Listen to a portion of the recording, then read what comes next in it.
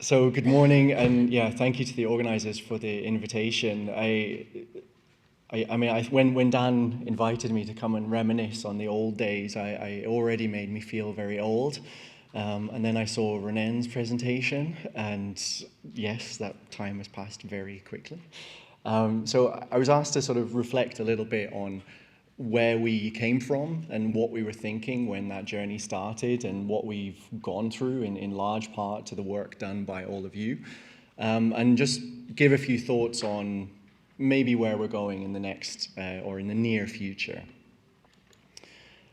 And so I think my overriding thought when I think back to those days of when we started talking about putting what we now call digital measures into trials, I remember this feeling of excitement, and I think we were also coming on the wave of things like large-scale sequencing, high-throughput screening. There was a real wave around that time of new technologies coming into science and just opening whole new horizons. You know, these were not incremental, these were really step changes, and in some cases really creating entire new fields.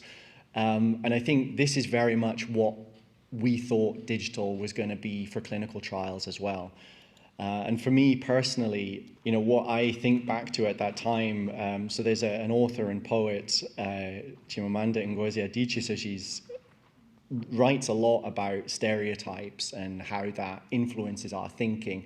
And I remember at the time, you know, some of those early conversations, and it really struck me that this is exactly what we do in clinical trials. You know, we summarize health often as a single variable, and we don't really even have much choice of what those variables are. You know, we had a very small menu. And I think this, as I say, this idea of a new technology coming into clinical trials and opening up these horizons, I think this was very much what was driving my excitement, you know, that we could write a more rich story of what we could capture inside of a clinical trial and perhaps tell patient stories better and make better decisions. And this was really something that, as I say, drove a huge wave of excitement. But our initial steps were, let's say, naive. And I'm not shaming anybody here because this is actually from me. And Lorcan isn't here, so he's not going to get upset. But I think this was a very typical study design at the time. You know, we led with a very engineering mindset of really thinking about what could we measure, you know, and we were really, you know, loading up patients with different sensors and you know, making very complex protocols.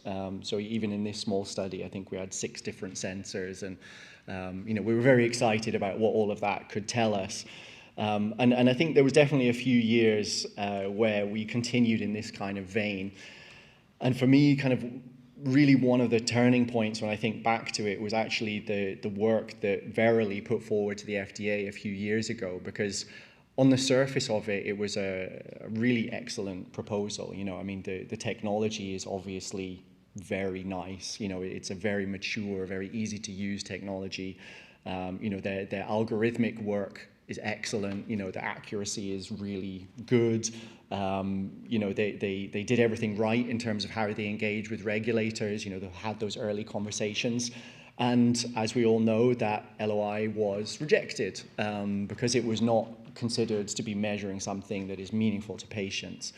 And I think this result took a lot of us by surprise. But when you look back, you know, hindsight is always 20/20. I think it was really a culmination of a lot of messaging from regulators that was becoming ever more insistent that it's not about what you could measure, it's really about what you should measure. And you need to have a very strong rationale about why are you measuring this thing? Why does a change in this thing constitute a meaningful change, not just what is a meaningful change statistically defined. And as I say, this was really for me about a convergence of a lot of different pressures, you know, and as we all know, regulators are rarely leading in these kind of things, but they were definitely a big part of that conversation. And we now see real consensus across all the stakeholders that it really is about what we should measure, and the way that we develop those measures also needs to be done in a way that is very considerate of that lived experience. And I think that convergence has really brought us to where we are now, and I think is really starting to set us up for some exciting times in the next few years. And I think for me also, I feel like as we've already heard, we're at a stage where a lot of the pieces are now in place, right? In terms of we have well-accepted frameworks for how you present this evidence, the processes with which you approach regulators are becoming more mature, stakeholder groups are becoming more organized and better able to advocate for the people that they are representing. And equally, regulators are helping us out. They've created things like PFDD, whether that's being run by regulators themselves or by advocacy groups. These are just 3 examples, which I think we're probably all familiar with, but this idea of articulating what a meaningful measure would be and how to take that evidence forward and how to organize it has become much more mature over the last few years. And so I think we're aware of that we should be measuring something meaningful, but we also have those practical tools in place.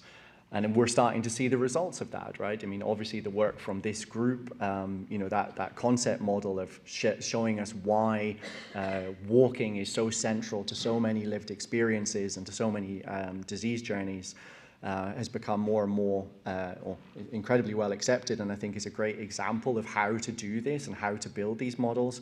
And on the left, we have an example from our own work, which we co-created with Rett patients and their caregivers to understand how breathing dysfunction is part of their lived experience.